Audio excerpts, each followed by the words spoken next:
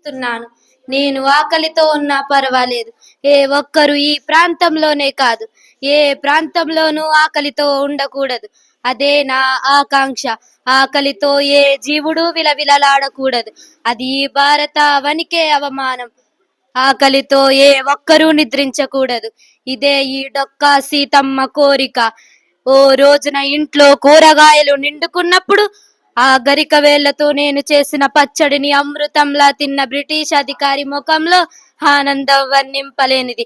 సమయానికి వంట చెరుకు లేనప్పుడు నా చీరలనే వంట చెరుకుగా చేసి వండి వడ్డించడం నా ఆత్మ సంతృప్తినిచ్చి కేవలం ఈ ప్రాంతంలోనే కాదు, నా భారతదేశం అంతటా అన్న ప్రసాదాలు అందేలా వరమివ్వమని అన్నపూర్ణాదేవిని ప్రార్థిస్తున్నాను. నా మొరాలికించిన ఓ అన్నపూర్ణాదేవి, నీకు శతసాహస్ర కోటి వందనాలమ్మా. ఈ డొక్కా సీతమ్మ పేరుతో పేదలకు మరియు పాఠశాలలోని పిల్లలకు అన్నదానం చేస్తున్నందుకు మరి ఒక్కసారి వందనాలమ్మా, వందనాలు.